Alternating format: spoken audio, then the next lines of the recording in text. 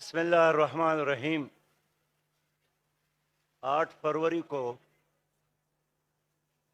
Election commission ने election का ऐलान किया है और हम चाहते हैं कि ये इलेक्शन किसी भी सूरत में इल्तिवा का शिकार न हो, इसलिए कि बाज़ लोग मुतालिबे कर रहे हैं कि सर्दी और गर्मी की वजह से या बदअमनी की वजह से इलेक्शन को मुलतवी किया जाए, डिले किया जाए। मैं समझता हूँ कि इस वक्त पाकिस्तान की कौम 25 करोड़ अवाम जिस दलदल में है, मुश्किल में है, बदअमनी में है, माशी तबाही से दो चार है, बेयकीनी से दो चार है।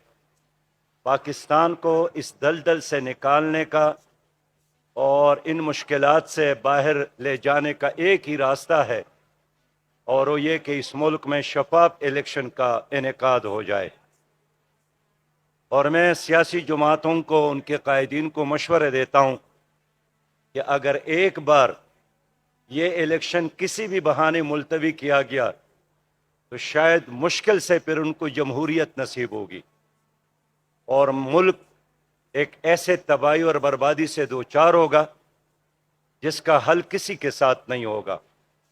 मैं मानता हूँ कि इस वक्त माशी बदहाली है। मैं मानता हूँ कि खैबर पख्तूनख्वा में और बलूचिस्तान में बदअमनी है, लेकिन इस बदअमनी का इलाज, दहशतगर्दी का इलाज और बदअमनी का इलाज और माशी तबाही का इलाज मुल्क में इलेक्शन है, ताकि एक नए मैंडेट और एतमाद के साथ एक नई हुकूमत इस कौम को इन मुश्किलात से निकालने के लिए काम कर सके। लिहाजा इलेक्शन कमीशन ने जो ऐलान किया है और आईन के मुताबिक जो हल्फ उठाया है इलेक्शन कमिश्नर ने, हम उनसे यही तकाजा करते हैं कि वो इंसाफ पर कायम रहे, तमाम सियासी जमातों को एक जैसा माहौल दे दे और मुल्क में कानून की हुक्मरानी कायम करने के लिए इलेक्शन कमीशन को कानून के मुताबिक अपना फ़र्ज पूरा करना होगा।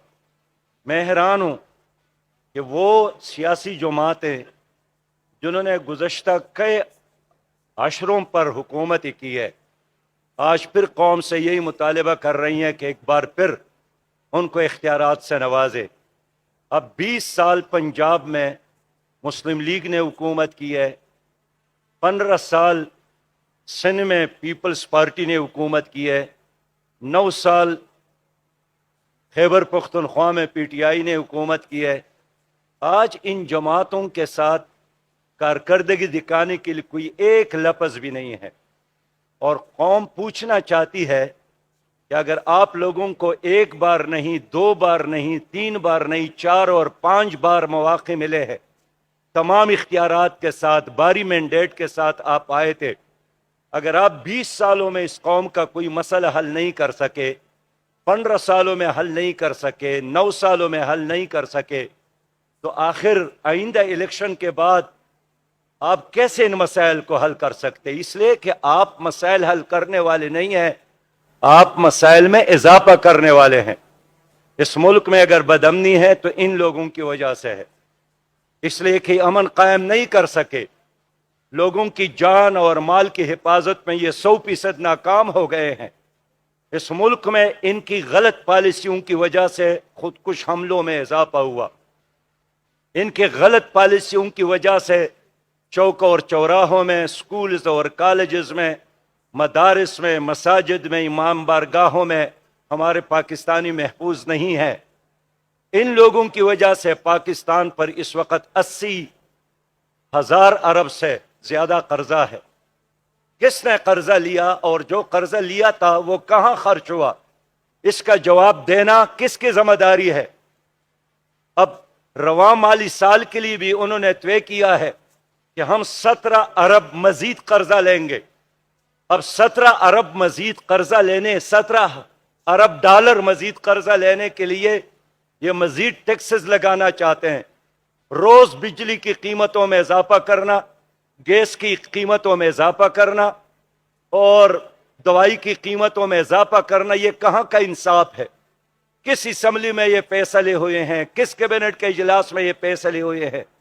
لہذا میں پوچھنا چاہتا ہوں کہ پیپلز پارٹی, مسلم لیگ, پی ڈی ایم اور پی ٹی آئی کے دور میں جو قرضے لیے گئے, جو اب غریب پاکستانی اس کو ادا کر رہا ہے, اور غریبوں کو نصیحت کیا جا رہا ہے کہ ٹیکس دو. ٹیکس تو غریب آدمی دیتا ہے, یہ بڑے جاگیردار ٹیکسز تو نہیں دیتے, یہ کرب سرمایہ دار ٹیکس نہیں دیتے. قرضے بھی انہوں نے لیے ہیں, ہڑپ بھی انہوں نے کیے ہیں, اور بوجھ عوام برداشت کرے. کہاں کا انصاف ہے کہ مکھن بھی خود کھائیں, دودھ بھی خود پیے اور بل غریب پاکستانی دے دے؟ ہم نہیں مانتے اس نظام کو. اس لیے پہلے مرحلے میں تو ان قرضوں کو جو آپ لائے تھے کہاں لگائے ہیں, ان کا حساب کتاب تو دے.